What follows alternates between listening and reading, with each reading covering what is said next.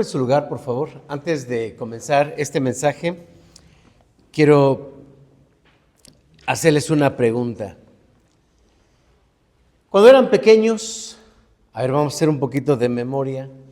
Cuando eran pequeños, ¿qué reglas les costaba trabajo seguir? Si alguien se anima a compartirlo, puede hacerlo. No vamos a juzgar a nadie.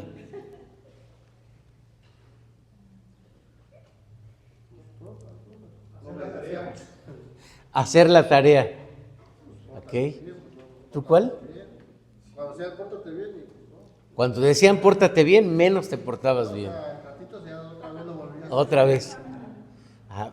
¿Qué más? Cuando me decían que no podía ir al río cuando estaba crecido. Y te enojabas y tú te ibas al río. La verdad sí me iba. ¿Ok? ¿Se acuerdan de Bart Simpson que está está en la escuela con su gis ahí en el pizarrón? No debo gritarle a la maestra, no debo, porque es todo lo que hacía mal. Y antes era así. A veces nos hacían que escribiésemos planas sobre lo que no debíamos hacer o cómo debíamos comportarnos. ¿A alguien le tocó esto? ¿Sí? Yo pensé que era el único de... Ok, ahora, algo que en la adolescencia o en la juventud les costaba también mucho trabajo seguir. ¿Levantarte qué?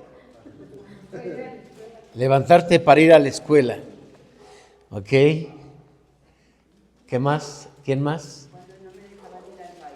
Cuando no te dejaban ir al baile, sí, no te gustaba que te pusieran esa restricción. Ok. ¿Uno más? ¿Mande? Entrar a clases. Hablarle al maestro que te cae mal. Bueno, y lo peor era que te caía mal porque te decían que le tenías que hablar, ¿no? Y de adultos, ¿qué reglas nos cuesta trabajo seguir? Ser puntual, porque yo creo que uno de los temas más difíciles para el ser humano es someter la voluntad a otra persona o alguna institución. Estamos hablando del tema de la obediencia.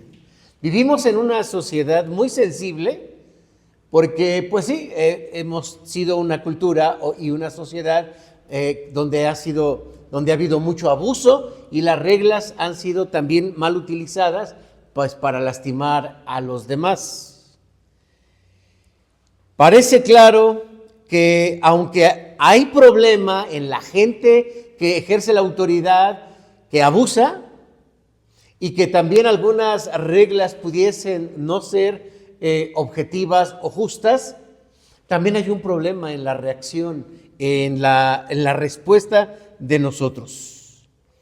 Claro, nos quejamos mucho en nuestra sociedad de que tenemos un gobierno injusto, un sistema que no sirve, que hay mucha delincuencia, pero cuando hablamos de obediencia a las reglas, pues no podemos aspirar a una sociedad estable, pues si no hay orden, si no seguimos reglas, si no nos apegamos al respeto. El ser humano, desde la caída, hay una tendencia a la autonomía. Sigo hablando de esa dificultad para obedecer. Porque desde el principio de la historia, y vemos en Génesis capítulo 3, la caída del hombre, cuando la serpiente le dijo a la mujer, no vas a morir, sino seréis como Dios.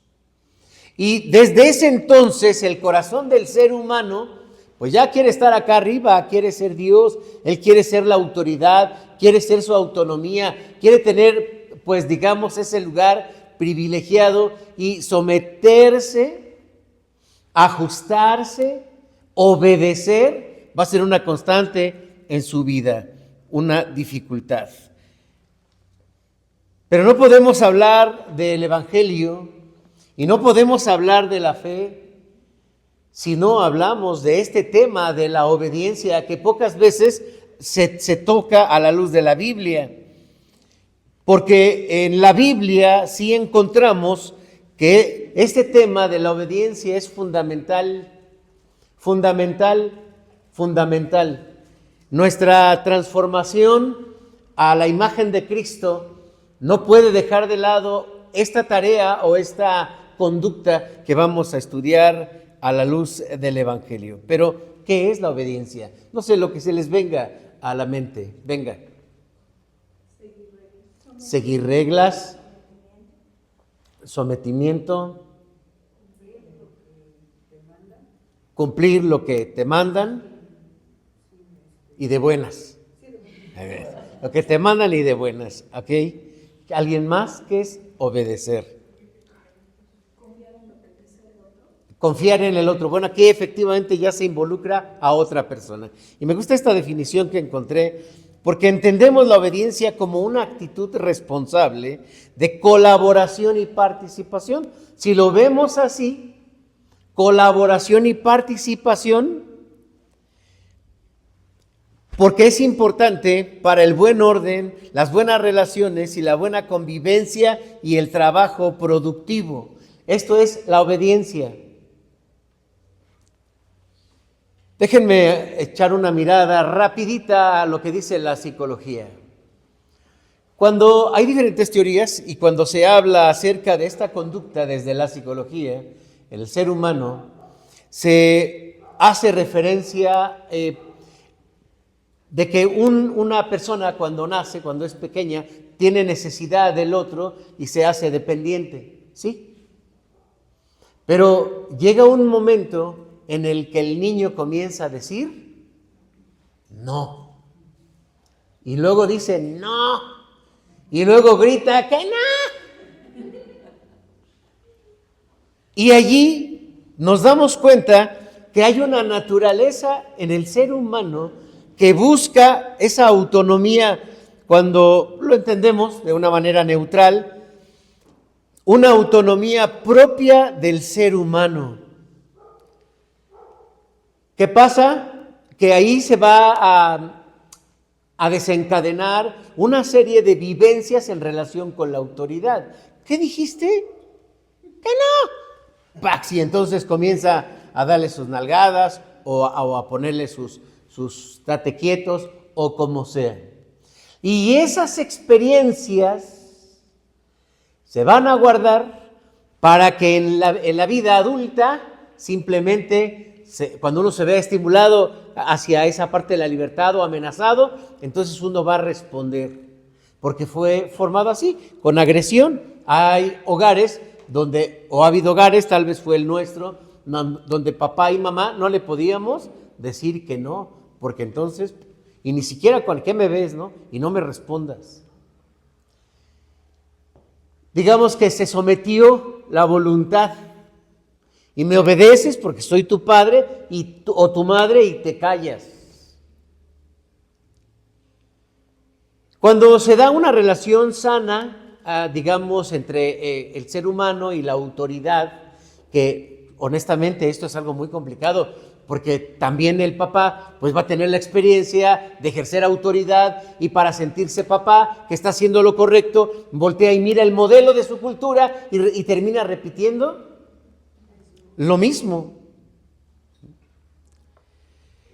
Cuando hay una buena relación, entonces entendemos que es una cooperación la autoridad para que las cosas simplemente salgan bien. En México tenemos una identidad muy particular cuando hablamos acerca del orden y cuando hablamos acerca de la obediencia. Porque sí, ha habido abusos, sí es cierto, en nuestra historia ha habido abuso.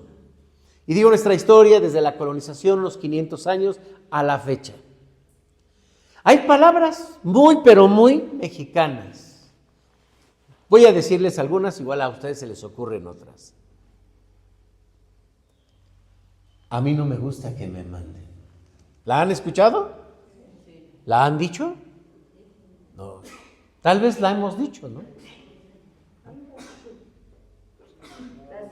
Échale.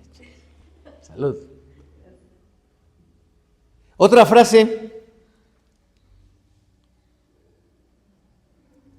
Yo hago lo que yo quiero. Bueno, hasta en las canciones lo encontramos, ¿no? ¿Se acuerdan la del rey?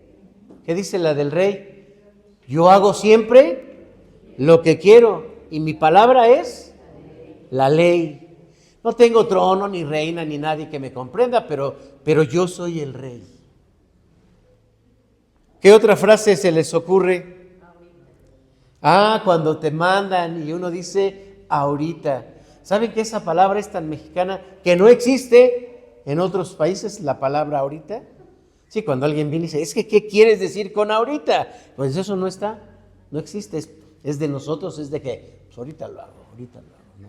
No nos gusta hacerlo.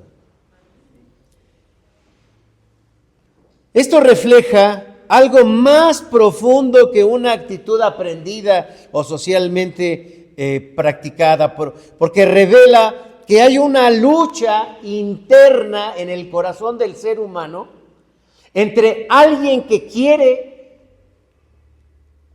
mantener su autoridad y otra parte que debe someterse, y se da esa lucha, vamos a decirla, entre a quién le sometemos nuestra voluntad, al ego o a Dios. Porque tenemos que reconocer, hermanos, que la Biblia enseña que el orden y la autoridad provienen de Dios.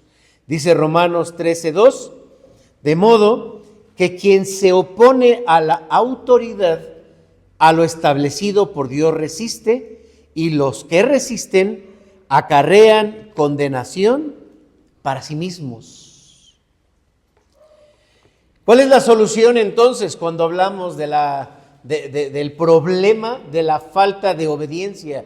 ¿Cuál es el problema? Necesitamos aprender habilidades sociales, o necesitamos reaprender en una sociedad con mayor orden. No, es que el problema no está allí, el problema está en el corazón del ser humano. Necesitamos entender que parte de lo que el Espíritu Santo hace en nosotros al ajustarnos nuestra vida a la imagen de Cristo es también que nos va a hacer obedientes. Lo voy a repetir. En ese proceso de santificación que el Espíritu Santo hace de nosotros para que Jesucristo esté o seamos hechos a la imagen de Cristo, incluye la obediencia. Por lo tanto, hermanos, vamos a hablar de la obediencia, pero en el ejemplo de Jesucristo. Porque yo creo que no podríamos hablar de obediencia en nosotros mismos. Porque uno podría decir, oye, pero yo sí he sido obediente. Bueno, hay dos cosas que decir al respecto. Una es que a lo mejor tenemos una buena relación con la persona que nos está mandando. Porque a veces nos cae mal la persona que nos está mandando, y a veces solo por eso entramos en conflicto. Porque nos lo piden según nosotros mal. Por eso decíamos, hay que hacerlo y de buenas. Pídemelo y de buenas. Freddy me estaba platicando sobre los estándares de relación entre compañeros en el trabajo donde él está. Y él me decía, no puede haber un tono insinuante de volumen, de fuerza, porque se interpreta como agresión. Necesitamos ver a Jesucristo si queremos hablar del carácter, si queremos entender esas conductas. Yo no puedo decir que son básicas, pero son de Cristo y para allá vamos. Tenemos que ver a Jesús. Acabamos de leer un pasaje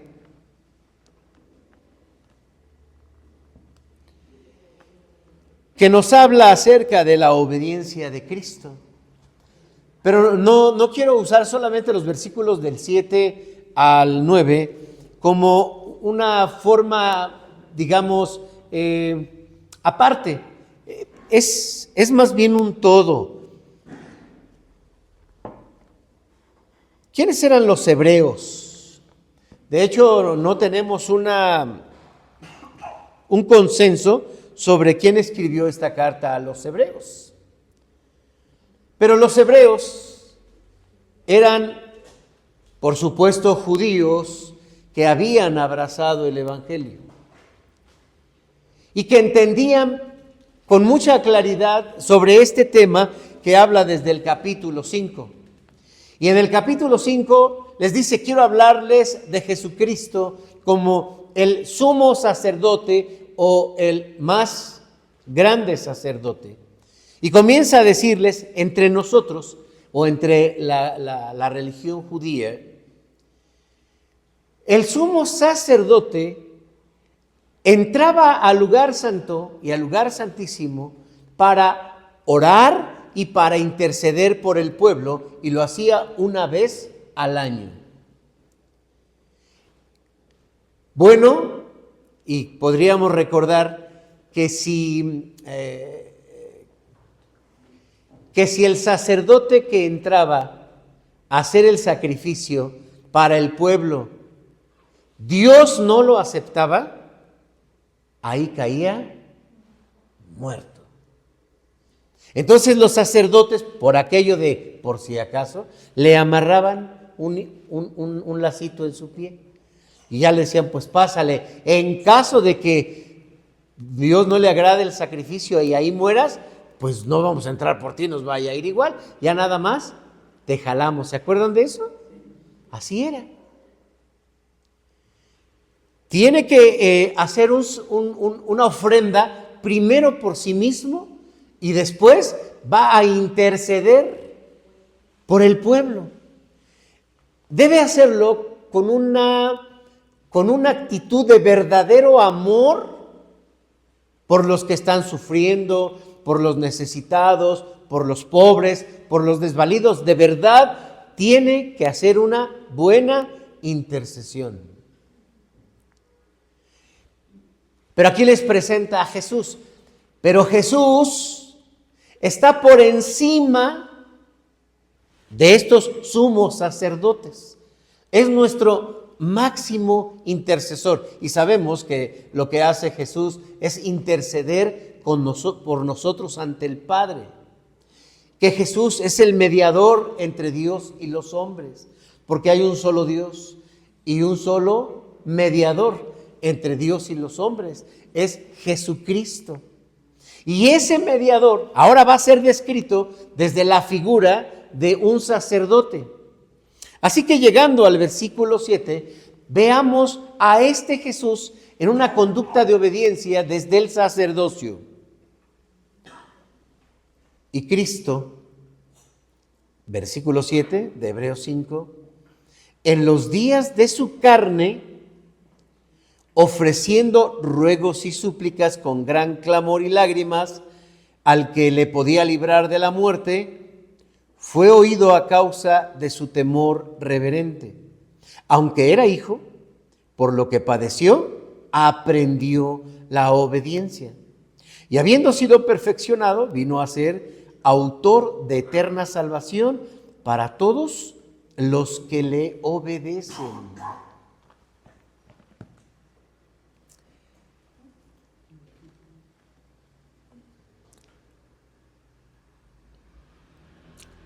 Habla sobre la obediencia, pero la obediencia de Cristo, queridos hermanos, no solamente es un ejemplo a imitar.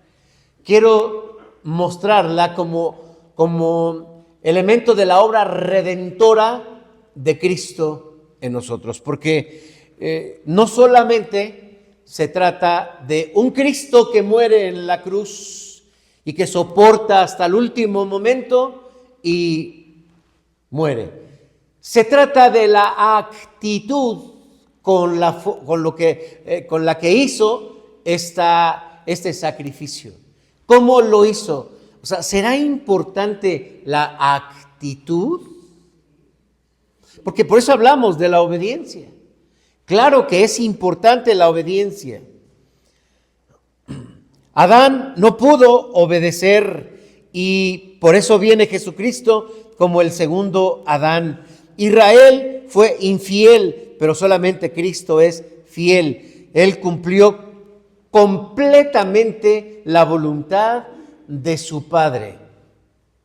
Lo vemos desde pequeño, ¿no? Cuando se pierde allá en el templo y su madre y su padre le dicen, ¿por qué nos has hecho esto?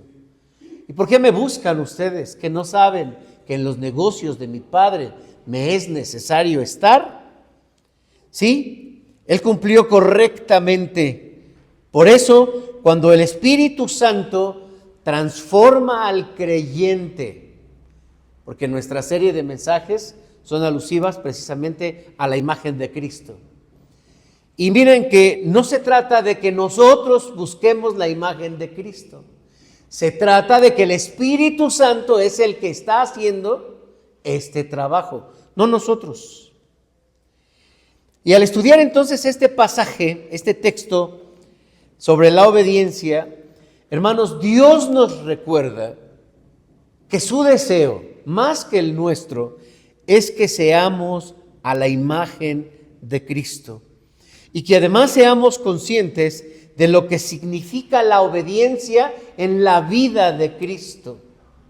Claro, recordemos que hay un evangelio centrado en el hombre, donde si quieres ser obediente, tienes que hacer cambios para que seas o logres esa obediencia. Pero hermanos, a la luz de la Biblia, la obediencia es la de Cristo. La perfecta obediencia es la de Cristo y el trabajo de transformación para que esa obediencia sea en nosotros es la obra del Espíritu Santo. Déjenme compartirles rápidamente 3 aspectos importantes sobre la obediencia de Cristo. Miren rápidamente, la obediencia comienza cuando aprendemos a depender completamente del Padre. Sí, el escritor está describiendo a Jesús como hijo, sí, en un papel de sacerdote, pero como hijo. Y entonces dice, Cristo en los días de su carne, ofreciendo ruegos y súplicas con gran clamor y lágrimas al que le podía librar de la muerte, fue oído a causa de su temor reverente. La vida de Cristo, como la vida de todo ser humano y de toda la creación, tiene un propósito. Todos. Este propósito no lo ponemos nosotros, es un propósito que viene de Dios. Y miren lo que dice este versículo 7. Cuando en los días de su carne, hay que ir aclarando algunas ideas que pudieran confundirnos en relación a esta temática. Porque cuando dice en los días de su carne, podríamos confundirnos porque hay quienes asocian carne con pecado. Oye, como que andas mucho en la carne. ¿Por qué? Porque andan mucho en el pecado. Oye, ya no vas a la iglesia, ya te jaló la carne. Como que la carne es el pecado y el diablo, ven acá, ya te vi. No, porque aquí se aplica a Jesús. Y Jesús no vivía en pecado, ¿o sí? Entonces se refiere a su cuerpo. Cuando Cristo estaba en su cuerpo, ofreciendo ruegos y súplicas con gran clamor y lágrimas al que le podía librar de la muerte, fue oído a causa de su temor reverente.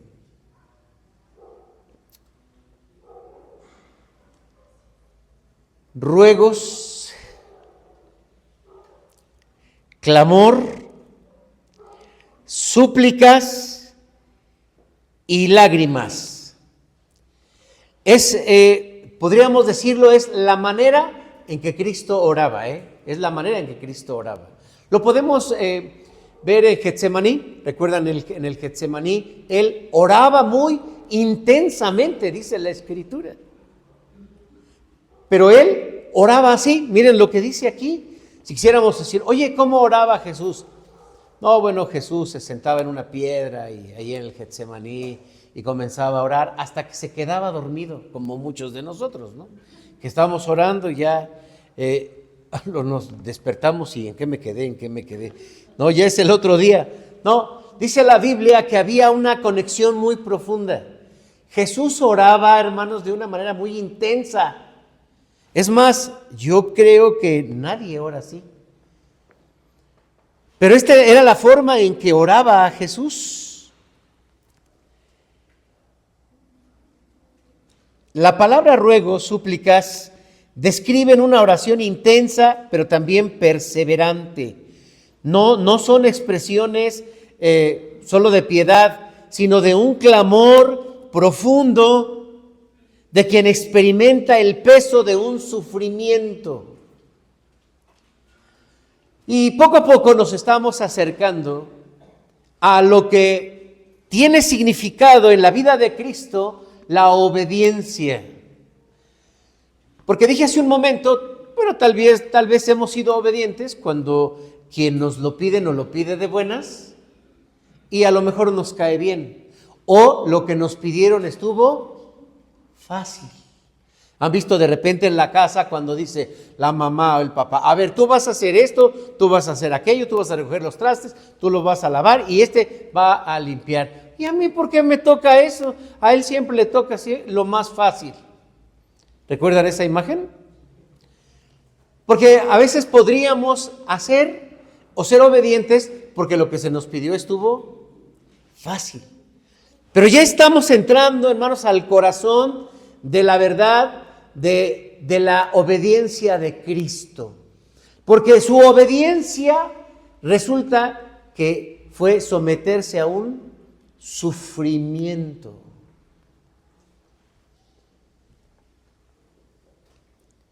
Ahí es donde entra la parte de la actitud. Él le dijo también en una oración a su padre, Padre, si fuese posible, pase de mí esta copa, pero no sea lo que yo, sino lo que tú quieres. Mateo 29:36. Así que ahí descubrimos que la verdadera obediencia no elimina el dolor, al contrario, es a donde menos queremos ir, es a donde más nos resistimos. La obediencia implica en Jesús el dolor. Hemos hablado que Jesús pues tenía dos naturalezas, la naturaleza humana y la naturaleza divina. En su naturaleza divina Él siempre fue Dios, porque aunque en Filipenses capítulo 2 se describe que el sentir de Cristo, que siendo en forma de Dios no estimó en ser igual a Dios como cosa que aferrarse, se despoja de su gloria, pero Él nunca dejó de ser Dios. Jesús siempre es Dios, pero viene y toma y adopta en obediencia una naturaleza humana. Y esa naturaleza humana le somete automáticamente a todas las miserias de esta vida, a la ley misma, a la muerte y a la corrupción, así como dice nuestro catecismo menor. Se sometió entonces, es la obediencia, se está sometiendo al dolor. Cristo lloró, sí. Y ustedes recordarán que cuando entra ahí en el capítulo 21 de Mateo y en el capítulo 11 de Lucas, cuando entra a Jerusalén, capítulo 19 de Lucas, capítulo 11 de Marcos, lo confundí. Cuando entra a Jerusalén, dice la Biblia que llora por Jerusalén y le dice, Jerusalén, Jerusalén. ¿Qué más? ¿Cuántas veces quise juntarte como la gallina junta sus polluelos debajo de sus alas y tú no quisiste? Pero vendrán días de tribulación. Cristo lloró. Lo vemos llorando ante la tumba de su querido amigo Lázaro. Jesús lloró, lo vemos, sí, en esa versión humana de dolor, de sufrimiento, de expresar su angustia, cuando le dijo a sus apóstoles: mi alma está afligida hasta la muerte. Pero nunca dejó de confiar en Dios por esto, nunca. Hay beneficios de depender de Dios, porque problemas tenemos todos, no hay persona que no tenga problemas. Problemas tenemos los cristianos y problemas tenemos los que no somos cristianos. Problemas los que estamos cerca de Dios y los que no están cerca de Dios. Los chicos, los medianos, los grandes y los viejitos. O sea, los únicos que ya no tienen problemas ya son los que se murieron, porque ya no les preocupa nada. ¿A dónde recurrimos? ¿A dónde vamos?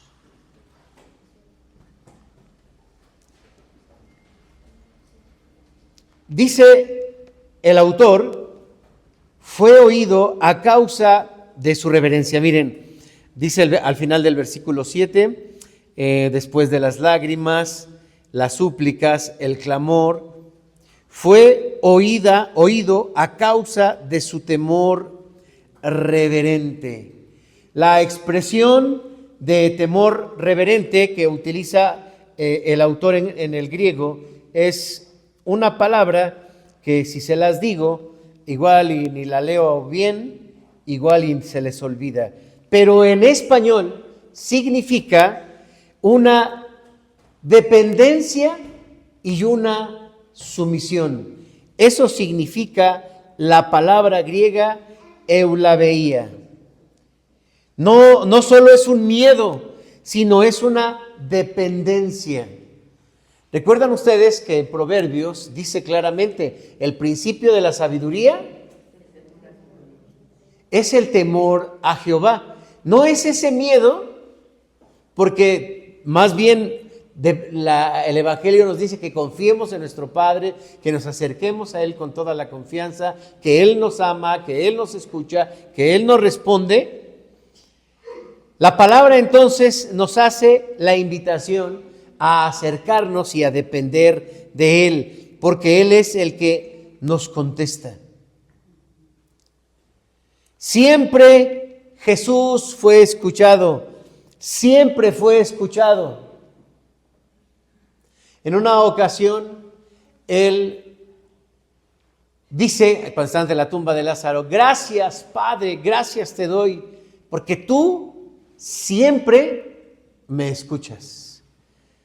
Ojo, esto no le quitó el sufrimiento a Jesús. Esto no le quitó el sufrimiento a Jesús. Y podemos orar y orar y orar, a veces en medio de un problema, en medio de una necesidad, en medio de una amenaza, en medio de una angustia, algo que nos duele, algo que estamos pasando, algo inminente, incluso frente a la muerte. Y hermanos, debemos estar seguros de que Dios nos escucha. Y posiblemente, hermanos, también reconocer que no se nos va a quitar el sufrimiento. Son momentos donde hay otras opciones que el hombre puede tomar para confiar. Y hay gente que dice: es que yo ya le pedí mucho a Dios, como no me contesta, yo creo que le voy a hacer caso a mi vecina, yo creo que me voy a hacer una limpia. Son opciones. Habrá quien diga: mira, yo sé que tú tienes tu fe, tú tienes tu don, pero ¿no te cae mal esto que hagas o que vayas a lo mejor a pedirle a otro Dios o a pedir a otra religión? O mira, Dios está en todas partes. Ajá. Así que yo te invito a lo mejor a mi templo.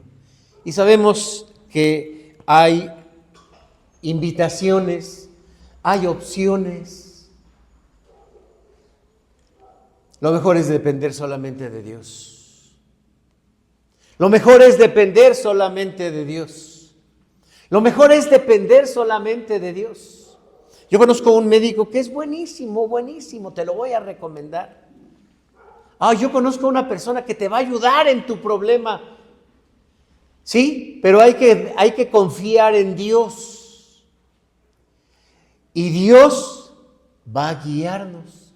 Y si Dios tiene en sus planes que pues el sufrimiento no se vaya o el dolor no se acabe, queridos hermanos, es donde se activa el modo obediencia. ¿Me explico?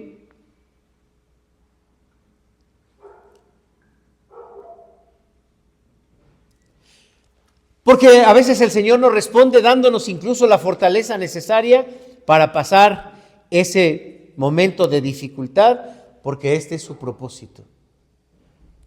Rápidamente, en segundo lugar, miren, la obediencia se forja, hermanos, allí en medio del sufrimiento. Este es un punto central. Dice el versículo 8, y aunque era hijo, por lo que padeció, ¿qué dice? Aprendió la obediencia. Y aquí, hermanos, debo de aclarar otra vez el texto griego, porque al español nos genera mucha confusión. Porque entonces, si lo leyéramos en español, Jesús aprendió la obediencia. Vaya, o sea, te tuvimos que matar, te tuvimos que mandar a la cruz para que aprendieras. Así como cuando uno a su hijo, ¿ya ves? Hijo, te tiene que pasar, si no, no aprendes. ¿Será así Dios? ¿Sí o no? ¿Será así Dios? No, por eso quiero aclarar este texto. Porque ¿a qué se refiere con que aprendió? Pues no que es Dios, o sea, entonces Dios no sabe todo, tiene que aprenderlo. Hay que ver su currículum, a ver qué sabe, para ver si confiamos en él. Eso sería una mentalidad meramente humana. Pero déjenme explicarles lo que en griego significa. Aprender no implica una ignorancia moral previa ni corrección de un pecado. Se refiere a un aprendizaje experiencial. Jesús conocía perfectamente la voluntad del Padre desde la eternidad. Sin embargo, en su humanidad recorrió el camino completo de la obediencia bajo las condiciones reales del sufrimiento. No aprendió a obedecer porque antes fuera desobediente. Aprendió lo que significa obedecer desde esa obediencia que exige lágrimas, renuncia y sacrificio. Aprendió en la forma experiencial. ¿Me explico? Bueno, nada más la hermana. ¿Y los demás? ¿No fui claro? Si no, me regreso. ¿Sí? Órale. ¿Sí que? ¿Sí me regreso? No.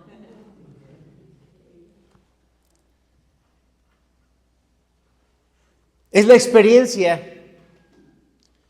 Dice también la palabra que Dios no nos ha dado un sumo sacerdote que no nos comprenda, sino a uno que fue probado en todo, pero sin pecado. Jesús fue tentado en todo y ahorita estamos hablando de esa actitud que para muchos puede ser una resistencia. Él dijo: Padre, en tus manos encomiendo mi espíritu. Padre, que no sea mi voluntad, sino que sea la tuya. ¿Qué significa padecer? Dice, el versículo 8, y aunque era hijo, por lo que padeció. La palabra padecer es experimentar una sensación o impresión dolorosa. Estamos en una sociedad que evita el dolor. ¿Sabían eso? La máxima en la medicina del dolor es: aunque no puedas hacer ya nada por un paciente, puedes hacer mucho por su dolor. La tanatología, al hablar de la muerte digna, dice que una persona muera sin dolor. Y hay medicamentos muy fuertes donde la persona pudiese estar incluso inconsciente para que no tenga que experimentar el dolor. Pero esto es parte del sistema, ¿eh? No nada más sucede en el dolor físico o en la medicina, esto también sucede en la educación. Esto no creo que siempre ha existido, pero hubo un momento en el que si ya no estás a gusto con tu carrera, cámbiala. Si sabes que no es tu pasión, déjala. Pero esto no solamente sucede en la escuela, también sucede en la tecnología, que pues estadísticamente estamos así sobre el celular o sobre el iPad para estar cambie y cambie y cambie y cambie, porque lo que estamos buscando es esa sensación de experiencia de placer. Pero también la ley ha convertido lo que no nos gusta en ley y lo que nos gusta en ley. Imagínense, no podemos crecer, hermanos, si no hay disciplina. Incluso en el matrimonio sabemos que no se puede fortalecer si no se resuelven los problemas, si no hay perdón, si no hay madurez. Los hijos deben también ser corregidos. Incluso nuestro liderazgo no puede ser bueno si no hay servicio. No se puede mejorar el carácter de una persona sin hablar de cómo se enfrentan las dificultades. Miren, cuando uno va a buscar trabajo y le hacen entrevistas, ¿alguien ha hecho una entrevista laboral? ¿Sí? Sí, que tú vayas y que te hagan. Bueno, y de la otra forma también. Adentro. Y hay una pregunta que Recursos Humanos hace. Si quiere ver cómo te comportas ante las adversidades, platícame algún ejemplo de que tú hayas vivido una dificultad y cómo la solucionaste. Entonces, el que está entrevistando se da cuenta que es algo difícil para la persona, cuáles son sus conceptos de dificultad. Y ya uno dice, no, una vez entraron a lo mejor a asaltarnos o una vez pasó esto en la empresa, o una vez se cayó el sistema, lo que sea. ¿Cómo lo resolviste? Porque la mayoría de las personas, y no necesitamos mucho, cuando vemos las adversidades, ¿qué tendemos a hacer? Irnos. Cuando algo ya no nos gusta, pues vámonos. Y en una relación, pues ya te voy a bloquear. ¿Han visto esos de que ya me bloqueó de las redes sociales? Sí, porque antes, al principio, cuando uno podía bloquear al otro, o sea, a lo mejor tenía que ser muy mala esa persona, muy mala influencia para bloquearla. Al diablo, pum, el diablo, al hermano del diablo, a los ángeles, a los demonios, bloquéalos. Sí, eso sí. No, ahora, o sea, yo me he enterado de gente que bloquea a su mamá, a su papá. ¿Sí? Y ya al rato la desbloquea, ya no sufras más. Esa es la tendencia. ¿Por qué? Porque nuestra cultura evita el dolor. Lo concluye así. ¿Para qué sufrir? Si podemos evitarnos el dolor, pues evitémoslo ya. ¿Por qué? Porque esto acaba, porque esto pues nos va desestructurando. Vean a una persona cuando está pasando por una adversidad, una preocupación, un peligro, una amenaza, una enfermedad. ¿Se acaba uno o que no? Uno se acaba. A veces como cuidadores de algún enfermo, pues uno se acaba. El dolor no lo podemos mirar nosotros, los creyentes, los que estamos en el Evangelio, no podemos verlo como lo ve nuestra sociedad. Porque la sociedad es intolerante al dolor. Y miren, es muy sencillo, hasta lo negativo, ¿no? Pongan ustedes en un comentario en un chat, así. Y pues yo no estoy de acuerdo, a mí me parece, se te vienen encima los demás. ¿Quién dejó entrar a este? Bueno, yo he visto hasta en los grupos, ¿no? Sí, de que sácalo.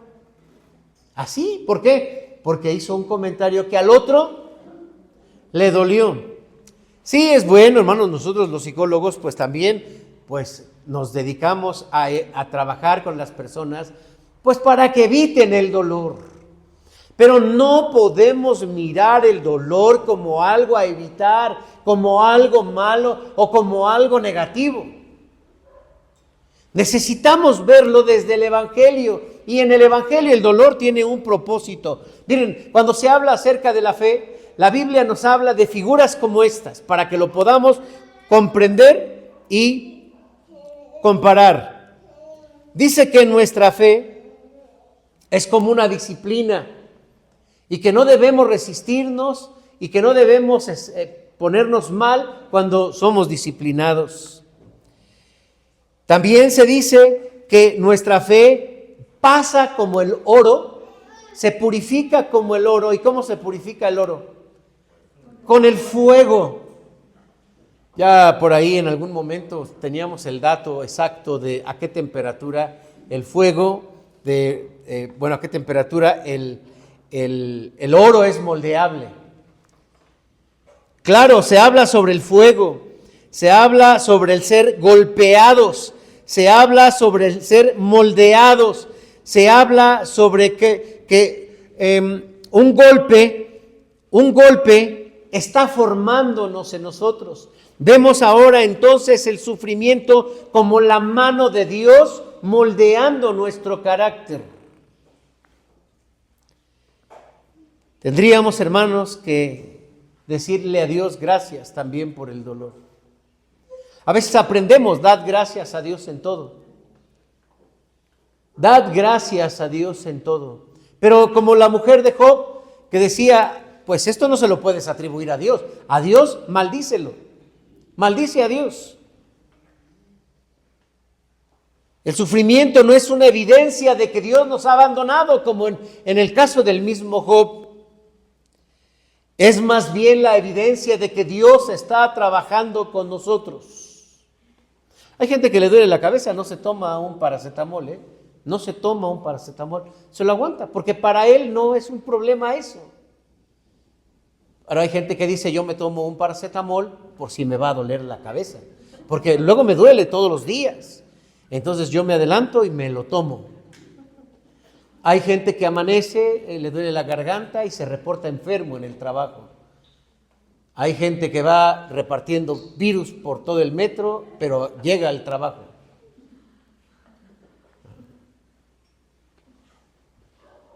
El sufrimiento en general tiene un propósito. Y también de una forma hablando del Evangelio, dice claramente, cuando abundó el pecado, sobreabundó la gracia. Y Cristo, hermanos, en Lucas capítulo 4, cuando dice, el Espíritu del Señor está sobre mí, porque me ha ungido, y comienza a describir un ministerio de mucha humanidad sobre la gente que está sufriendo. Sí, hermanos, también el dolor es para que Dios se manifieste. Jesús iba pasando con sus discípulos y vieron a una persona tirada. Oye, Jesús, ¿y yo siempre me he preguntado, ¿quién pecó, o sus padres para que naciera así? Y Jesús le respondió, no, ni él, ni sus padres, sino que así está para que se manifieste la gloria de Dios. O sea, imagínense, hermanos, Dios utiliza este sufrimiento para mostrarnos su poder, para mostrarnos su gracia, para mostrarnos su presencia, para mostrarnos su amor. De esta manera, el dolor tiene un sentido. ¿Tú cómo lo ves? ¿Tú cómo lo percibes? ¿Eres dependiente de los medicamentos para el dolor de la cabeza? ¿Tienes tu paracetamol? Para la gastritis tienes ¿qué es tu mono? El omeprazol. Ay, ya me está dando tu Flanax. Para la circulación, me compro mi aparatito que sale ahí en Innova. O sea, ¿cómo ves tú el sufrimiento? ¿Tú cómo lo enfrentas?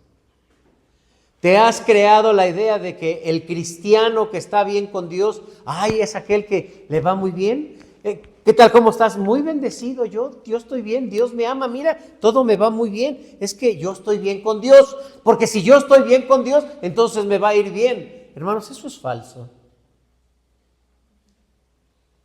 A nosotros nos va bien por la mano de Dios, porque todos somos unos viles pecadores. Y si alguien que dice que no, pues es un vil pecador y además mentiroso.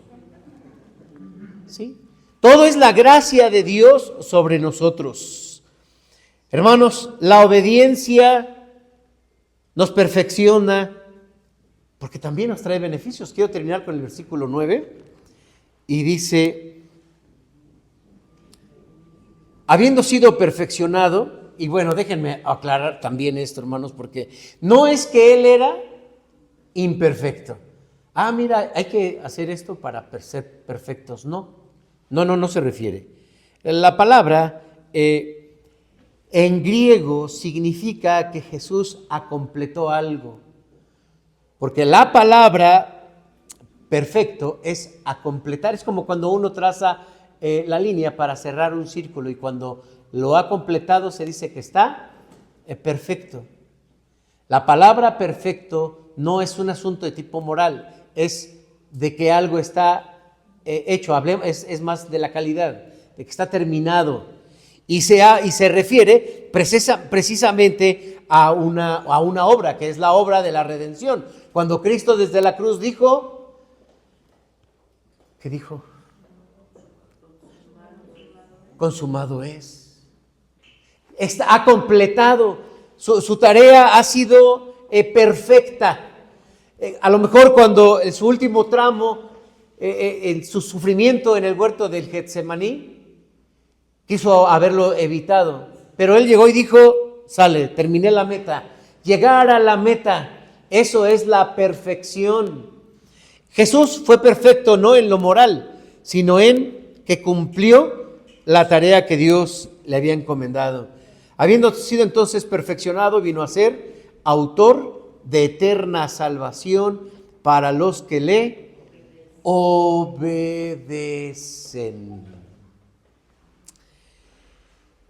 Gracias a Dios que no dice eterna salvación solo por obedecer, sino a los que obedecen. Hermanos,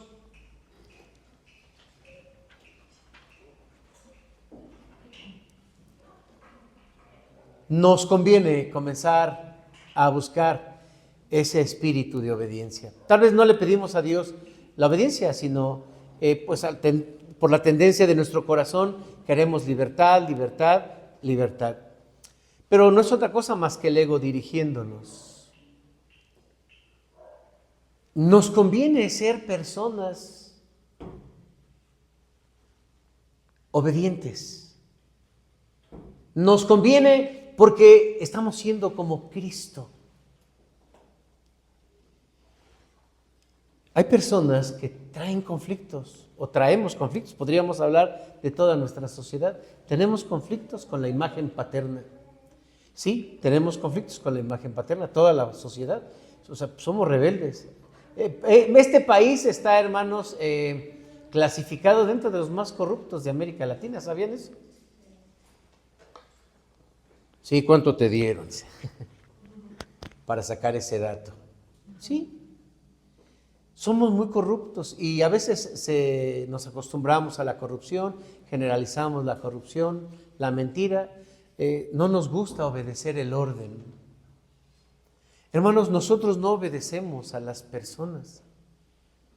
Nosotros, si entendemos que la obediencia es la forma en que el Espíritu Santo trabaja con nuestro ego, sí, porque es que agarra tu ego y, es que no me gustó esto. A ver, tu ego no es el que manda.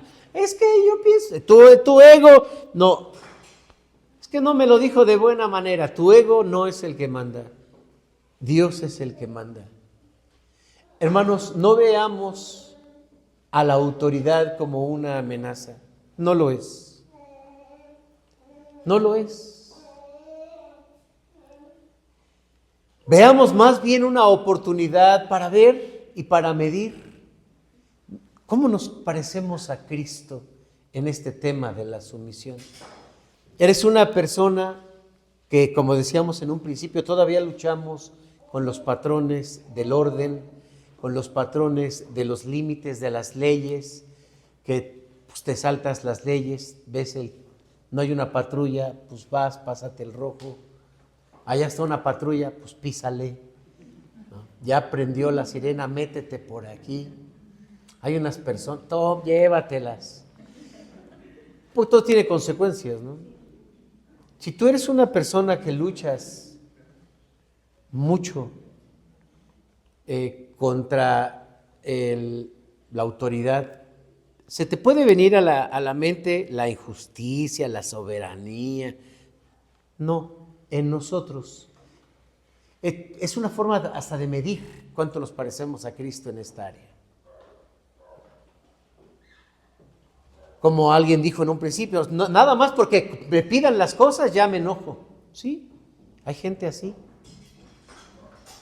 Hermanos, no podemos justificar ni podemos fomentar, mantener una actitud así.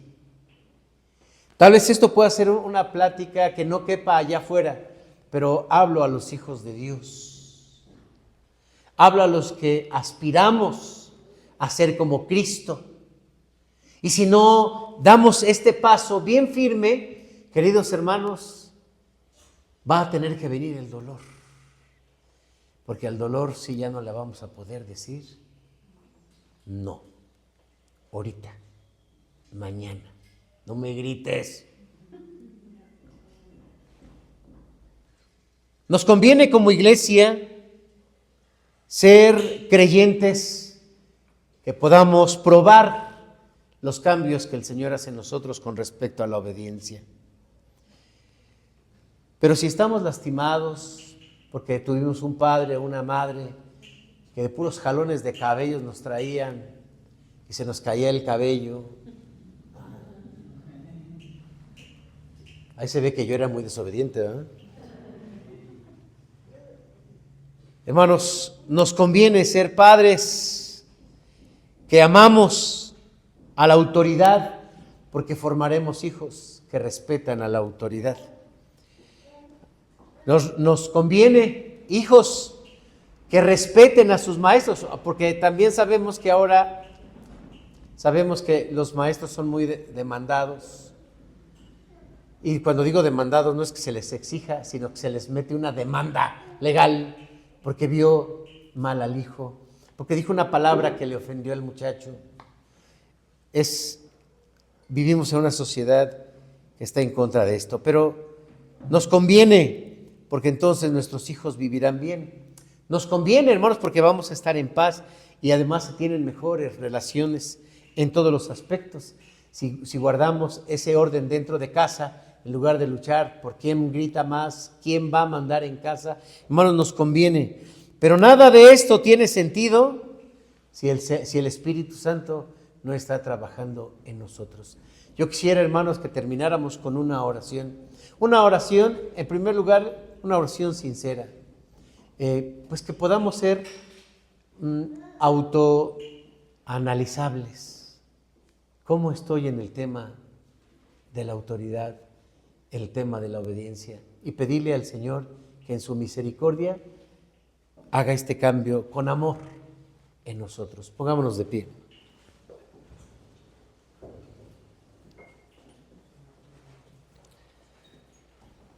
Cierra tus ojos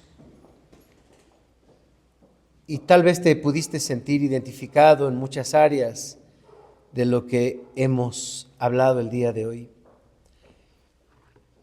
Tal vez te justifiques si piensas que nadie debe de abusar de ti, pero es tu ego y es la naturaleza de la desobediencia del ser humano. La justicia no viene de los hombres, la justicia viene de Dios. Si Dios quiere enseñarnos obediencia, nos va a poner en situaciones que nos exijan obediencia. Y si no lo comprendemos, va a venir el dolor y pues no nos va a gustar. Pero en Cristo vemos cómo el Espíritu Santo, esos atributos del carácter de Jesús de obediencia, también son para nosotros. Dentro de casa sí hay un orden y una autoridad, en lo laboral hay un orden y una autoridad, en lo social y también en la iglesia. Sí, si no respetamos a un anciano, si no respetamos el orden establecido dentro de la iglesia.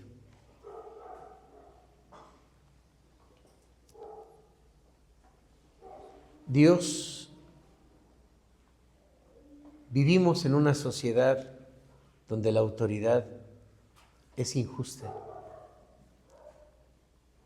es corrupta y en general respondemos con protección o autoprotección a lo que llegamos a considerar amenaza cuando nos dan una orden.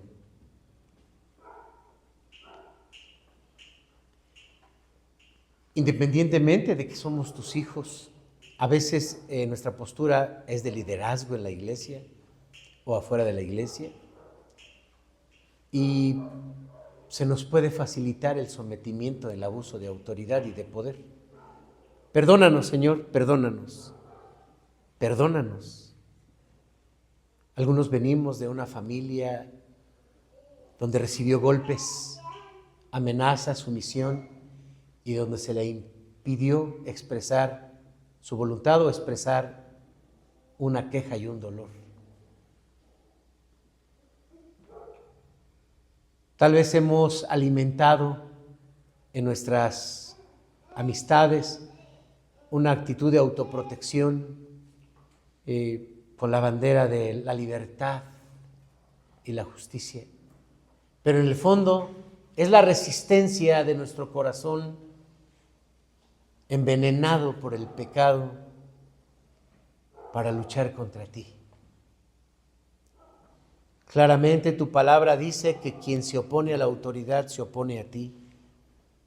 A ti venimos, te cantamos bonito y te oramos bonito y te damos nuestros diezmos, pero no somos conscientes de que al enfrentarnos a una autoridad es también tu presencia, tu autoridad, y nos saltamos las leyes inconscientemente. Perdónanos, Señor, perdónanos. Perdónanos, Padre, porque a veces no lo vemos. Y hoy que miramos a Jesús, que sintió el dolor y aún así se somete hasta la muerte, Jesús, ayúdanos, ayúdanos, porque a veces ni siquiera somos conscientes. Padre, sánanos, Espíritu Santo, si hay heridas de dolor, de resentimiento contra nuestro Padre, nuestra Madre, nuestros maestros, nuestras figuras de autoridad, perdónanos, sana nuestro corazón, que no tengamos conflictos con la autoridad, que podamos verla como si te mirásemos a ti. Espíritu Santo, estás trabajando en nosotros y sabemos que también puede venir el dolor como una estrategia de aprendizaje. Pues que no venga con dolor, que mejor podamos ser sensibles y podamos ser humildes y sumisos y obedientes. Gracias, Padre, por tu palabra. Que tu Espíritu Santo haga la obra en cada uno de los que la escuchamos. Amén.